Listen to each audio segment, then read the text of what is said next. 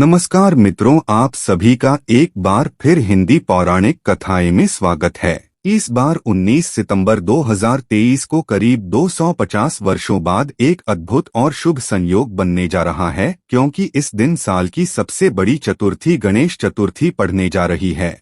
और अगर आप इस दिन घर के कोनों में स्वास्तिक बना देते हैं तो इतना धन आएगा कि आप संभाल नहीं पाएंगे। साथ ही इससे आपके घर से बुरी शक्तियों का नाश हो जाएगा और कैसी भी आपकी मनोकामना हो वो तुरंत ही पूरी हो जाएगी। तो दोस्तों, आज के इस वीडियो में हम आपको बताएंगे कि गणेश चतुर्थी के दिन घर में इस जगह स्वास्तिक बना देते हैं तो गणेश भगवान बहुत ही शीघ्र प्रसन्न होकर आपकी सभी मनोकामना पूर्ण कर देते हैं। तो जानेंगे स्वास्तिक से जुड़ा वो कौन सा उपाय है और कौन सी पूजा विधि है जिससे गणेश भगवान खुश होकर गणेश चतुर्थी पर आपकी सभी मनोकामनाएं पूर्ण कर देंगे। और दोस्तों, यदि आप भी अपने जीवन में गणेश भगवान की कृपा पाना चाहते हैं तो इस वीडियो को लाइक करके कमेंट में ओम श्री गणेशाय नमः लिखना न भूलें। दोस्तों, किसी भी शुभ काम के पहले या किसी भी नई चीज के इस्तेमाल से पहले उसमें कुमकुम, सिंदूर या हल्दी का स्वास्तिक बनाने की प्रथा सदियों से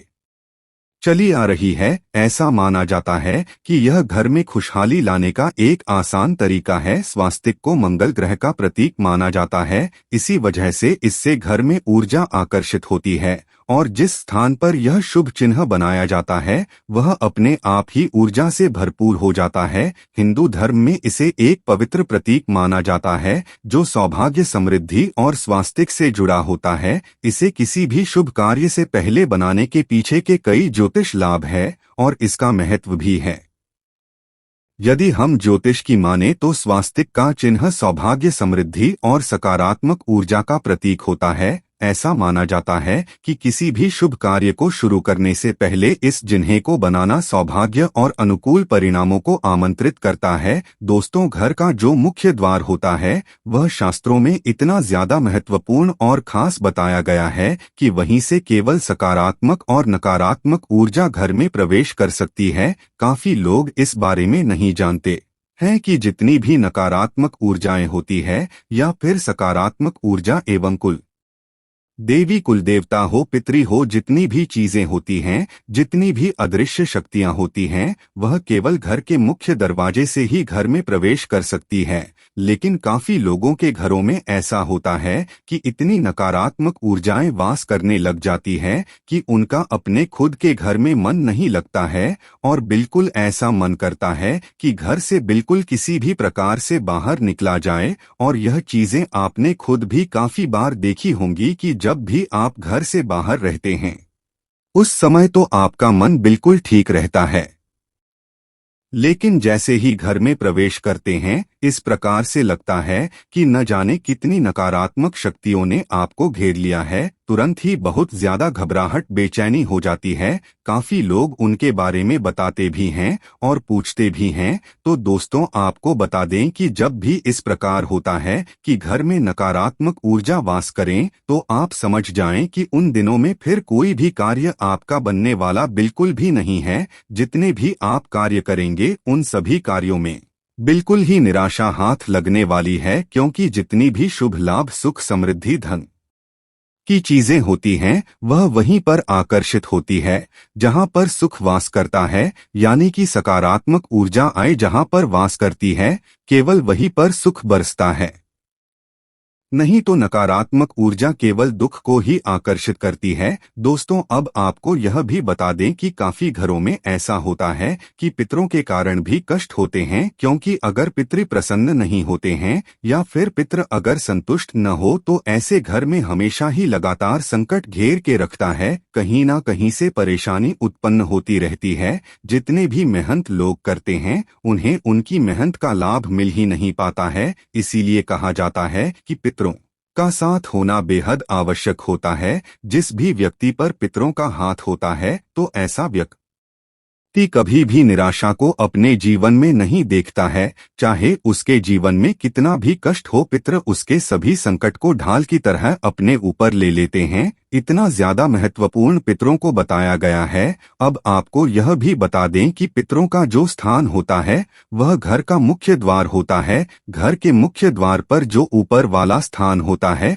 वहीं पर पितृ और कुल देवी कुल देवता वास करते हैं। जिस घर के पितृ स्ट्रांग नहीं होते हैं या फिर कुल देवी कुल देवता स्ट्रांग नहीं होते हैं तो उस घर में हमेशा शाही नकारात्मक ऊर्जाएं वास करती है। और जहां पर नकारात्मक ऊर्जाएं निवास करती हैं वहां पर घर के सभी लोगों में आपस में इस तरह से लड़ाई होती है, इस तरह से युद्ध होता है कि जैसे पता नहीं कितने बड़े दुश्मन हो। तो आपको यह भी बता दें ये सभी चीजें केवल नकारात्मक ऊर्जाओं के कारण होती है। अगर घर में सकारात्मक ऊर्जा हो तो वहां के सभी लोग समझदार हो जाते हैं, शांत हो जाते हैं, संतुष्ट हो जाते हैं।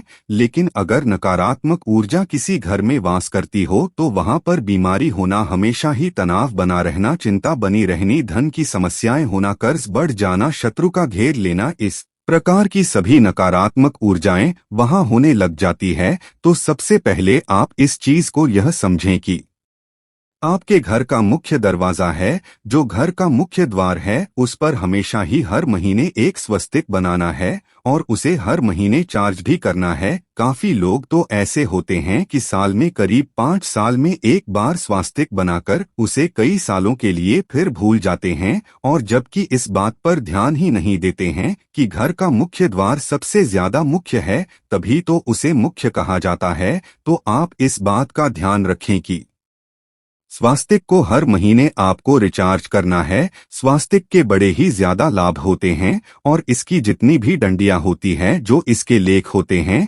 इसमें जो स्पेस होता है, वह सभी चीजें तंत्र को दर्शाते हैं। स्वास्तिक एक प्रकार से यंत्र होता है जो सुख को आकर्षित करता है, यानी कि आपके जीवन में सुख, समृद्धि, धन, यश, वैभव सभी चीजों को आकर्षित करने के लिए यह एक यंत्र होता है। इस बात का भी ध्यान रखा करें कि अगर आपके घर में धन की समस्याएं हैं तो केवल हल्दी से ही स्वास्तिक बनाना है। और अगर आपके घर में बच्चे आपका कहना नहीं मानते हैं, धन की समस्याएं भी होती रहती है, तब आपको अष्टगंध का इस्तेमाल करना है या सिंदूर में चंदन मिलाकर भी स्वास्तिक घर के मुख्य द्वार पर बनाया जा सकता है। इससे बहुत ही ज्यादा लाभ मिलते हैं। यह गुप्त विधि है कि सिंदूर में आपको चंदन मिलाकर ही स्वास्तिक को बनाना है। इससे पितृ प्रसन्न होते हैं, कुल देवी का कुल देवताओं का साथ बना रहता है और उस घर में नकारात्मक ऊर्जाएं बिल्कुल भी प्रवेश नहीं कर पाती है। जिस घर में हर महीने स्वास्तिक चार्ज भी होता रहता है तो वहां पर नकारात्मक ऊर्जा प्रवेश नहीं करती है। अब दूसरी चीज आपको यह ध्यान रखनी है कि घर का जो मुखिया है और घर के मुखिया की जो डेट ऑफ बर्थ है, उसी का भाग्य अंक निकालकर आपको अपने घर के मुख्य द्वार पर अंदर की ओर लिख लेना है। और जब भी आप घर से बाहर निकलते हैं या फिर बाहर से घर में आते हैं तो बस उस अंक को रोजाना आप छूना करें। बस इतना करने मात्र से ही कुछ अंक से लाभ इतनी ज्यादा जीवन में बढ़ जाते हैं कि जैसे अगर आपके जीवन में धन की समस्याएं, कर्ज की समस्याएं या फिर शत्रुओं ने आपको घेर रखा है तो अपने भाग्य अंक को रोज छूने मात्र से ही उस अंक से आपको इतनी शक्तियां प्राप्त होती है कि जीवन के कष्ट है वह आपके समाप्त हो जाते हैं। अब आपको यह करना किस प्रकार है यह भी आप जान ले दोस्तों। आपको अपनी जन्मतिथि को यानी कि मंच को, ढेर को, एयर को, तीनों चीजों को एक साथ कैलकुलेटर में प्लस कर देना है। 4 अंकों का डिजिट निकालेगा, फिर चारों अंकों को भी अलग अलग करके प्लस कर देना है। बस सिंगल डिजिट आपको निकाली है। जब तक सिंगल डिजिट नहीं निकल जाती है तब तक सभी अंकों को एक दूसरे से प्लस करते जाएं और जब सिंगल डिजिट निकल जाती है 1 से 9 के बीच में तो बस वही आपका भाग्य अंक है। इस अंक को अपने घर के मुख्य द्वार पर इस प्रकार से लिख लें कि घर से बाहर जाते समय इसको छुए और जब बाहर से अंदर आए तब भी इसको रोज छुए। अब जो घर की ओर भी लोग हैं वह अपने लिए भी करना चाहते हैं तो वह अपने अलग अलग कमरे में या किसी भी दीवार पर अलग किसी भी कागज पर लाल पेन से या फिर लाल स्केच पेन से अपने भाग्य अंक को लिख सकते हैं या फिर जहां पर आप सोते हैं बस वहीं पर छोड़ आप अपना भाग्य अंक लिखकर रख लें और उसको छूना शुरू करें। सिर्फ इतना करने मात्र से नसीब बहुत ज्यादा बलवान बनता है और अगर आप अपने भाग्य अंक के संपर्क में रहते हैं, यानी कि अपनी सराउंडिंग को अपने भाग्य के अनुसार बनाते हैं, तो जीवन में सफलता निश्चित ही आती है। अब आप यह देखिए कि भाग्यांक केवल एक डिजिट नंबर या को एक अंक नहीं है, बल्कि ये चीजें आपके घर की अदृश्य शक्तियों को दर्शाती है। यानी कि इस भाग्य अंक में आपने जन्म लिया है, तो इस प्रकार से आप अपने भाग्यांक की ज्वाइंट गेल है उससे संपर्क में जुट जाते हैं और वहीं से आपको हीलिंग प्राप्त होती है। यह भी बता दें कि जितने भी अदृश्य शक्तियां होती हैं, जितने भी सकारात्मक शक्तियां होती हैं, वह एक प्रकार से एंगेल ही कही जाती है। यानी कि ये इतने ज्यादा अच्छे होते हैं कि बस केवल आपकी मदद करना चाहते हैं। अगर आप किसी भी तरह से उनसे संपर्क बनाना जान जाते हैं, तो चाहे आप उन्हें फिर कुछ भी कहें, निश्चित ही आपके कार्य को करते हैं। बल्कि सकारात्मक ऊर्जा का कार्य केवल इतना ही है कि वह उस व्यक्ति की मदद करें जो केवल दुख में होता है, परेशानी में होता है, या जिस भी व्यक्ति के जीवन में संकट हो, अगर वह उन अदृश्य शक्तियों से संपर्क बना लेता है तो उसे निश्चित ही सहायता, सफलता प्राप्त होती है। यानी कि हर तरह से बस वह आपकी मदद करना चाहते हैं। इसी प्रकार से नकारात्मक ऊर्जा होती है, वह केवल जीवन से सुख को खाना चाहती है, दुख देना चाहती है, कष्ट देना चाहती है। तो जो नकारात्मक ऊर्जा होती है, उससे तो लोग संपर्क बना लेते हैं, गलत कर्म करके, गलत चीजों को करके, गलत गलत कार्य करके, लेकिन उन ही इस बारे में जानकारी नहीं होती है कि सकारात्मक ऊर्जा से किस प्रकार संपर्क बनाया जाता है। तो आपको यह भी बता दें कि अगर आप दूसरों के लिए, चाहे कोई आपका शत्रु भी हो, उनके लिए भी अच्छा सोचते हैं, केवल अच्छा ही बोलते हैं, सबको केवल यही कहते हैं कि कल्याण हो, सबको आशीर्वाद देते हैं, तो बस ये आप समझ लें कि सकारात्मक ऊर्जा ने घेरा बनाकर आपको घेर लिया है और कोई भी कष्ट, कोई भी परेशानी आपके जीवन में बिल्कुल भी नहीं आ सकती है। और यह बात बिल्कुल तंत्र से सिद्ध है। और अगर आप इस चीज को करके देखेंगे कि जब भी आपको कोई बुरा बोले, बस अपने मन से आपको किसी के लिए बुरा नहीं बोलना है, बुरा नहीं सोचना है, कुछ भी गलत या नकारात्मक आपको अपने मन में नहीं लेकर आना है। बस केवल इतना 4 दिन आप खुद करके देखें। 5वें दिन आप खुद समझ जाएंगे कि कितनी ज्यादा बड़ी बात इस वीडियो में आपको पता चल गई है।